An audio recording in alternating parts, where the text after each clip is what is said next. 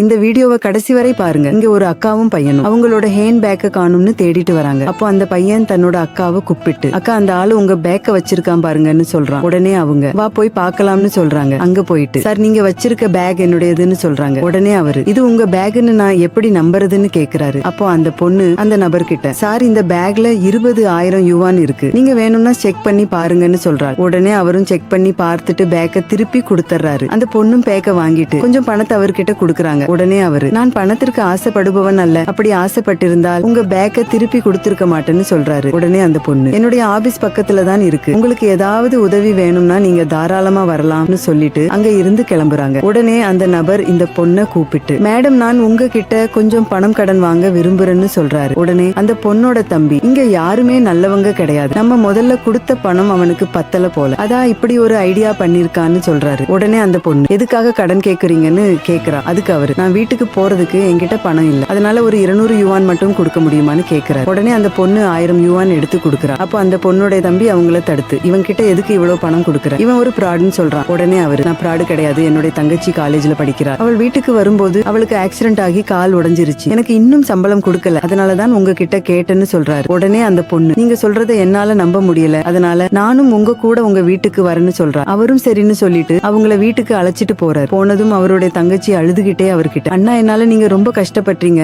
நான் படிக்கிறத நிப்பாட்டுறேன்னு சொல்றேன். உடனே அவரு கோவப்பட்டு எதுக்காக நீ இப்படி சொல்ற, உன்னை விட்டு எல்லாமே போனால் உன்னோட படிப்பு உன்னை கைவிடாது, நான் என்னோட சொத்தை வித்தாச்சும் உன்னை படிக்க வைப்பேன்னு சொல்றாரு. உடனே இந்த லேடி அவர்கிட்ட சார் இது என்னுடைய சிறிய பரிசு, இதை நீங்க வச்சுக்கோங்கன்னு சொல்லிட்டு அங்க இருந்து கிளம்பி போற. அந்த கிப்ட எடுத்து பார்த்தா அதுல நிறைய பணம் இருக்கு. அப்படியே 5 ஆண்டுகள் கடந்து போகுது. அப்போ இவருடைய தங்கச்சி இவர்கிட்ட வந்து அண்ணா நம்மளுக்கு உதவி பண்ண அதே பொண்ணு வெளியே இருக்காங்கன்னு சொல்றா. உடனே 2 பேரும் வெளியே போய் பாக்குறாங்க. அந்த லேடி ரோடு சுத்தம் பண்ணிக்கிட்டு இருக்காங்க. உடனே இவரு அவங்க கிட்ட போய் மேடம் என்ன உங்களுக்கு ஞாபகம் இருக்கா, நீங்க அன்னைக்கு கொடுத்துட்டு போன 20 மில்லியன் யுவான் வச்சு என்னுடைய தங்கச்சி உடைஞ்சு போன கால்ல சரி பண்ணி அவளுடைய படிப்பையும் முடிச்சிட்டா, இன்னைக்கு நாங்க சொந்தமா கம்பெனி வச்சு ஒரு நல்ல நிலைமையில இருக்கோம்னு சொல்றாரு. உடனே அந்த லேடி ஆமா இப்பதான் எனக்கு ஞாபகம் வருது, உங்க வளர்ச்சியை பார்க்கவே ரொம்ப சந்தோஷமா இருக்குன்னு சொல்றாங்க. உடனே அவர் இது எல்லாமே உங்களாலதான் மேடம், சரி நீங்க ஏன் இந்த வேலையை செஞ்சுட்டு இருக்கீங்கன்னு கேக்குறாரு. அதுக்கு அவங்க என்னுடைய பிசினஸ் லாஸ் ஆகிருச்சு, நிறைய கடன் வந்துருச்சு, அதனாலதான் கம்பெனியை வித்துட்டு கடன் எல்லாத்தையும் அடைச்சிட்டு வயிற்று பொழப்புக்காக இந்த வேலையை பாத்துக்கிட்டு இருக்குன்னு சொல்றாங்க. உடனே இவருடைய தங்கச்சி ஒரு கார்ட்டை எடுத்துட்டு வந்து கொடுக்குறாங்க. அதை இவர் வாங்கி மேடம் இதுல 20 மில்லியன் யுவான் இருக்கு, இந்த பணம் எல்லாமே உங்களுடையதுன்னு சொல்லி அவங்கள்ட்ட கொடுக்குறாரு. அதுக்கப்புறம் அவங்க கிட்ட மேடம் உங்களுக்கு கல்யாணம் ஆகிருச்சான்னு கேக்குறாரு. அவங்க இல்லன்னு சொல்றாங்க. உடனே இவர் உங்களுக்கு ஓகேனா நானே உங்களை கல்யாணம் பண்ணிக்கிறேன்னு சொல்றாரு. அதுக்கு அந்த பொண்ணும் சரின்னு சொல்லிடுறாங்க. செய்த உதவியை மறக்காமல் இவர் செய்த செயல் உங்களுக்கு பிடிச்சிருந்தா இந்த வீடியோவுக்கு ஒரு லைக் போட்டு கமெண்ட்ல சூப்பர்னு கமெண்ட் பண்ணுங்க.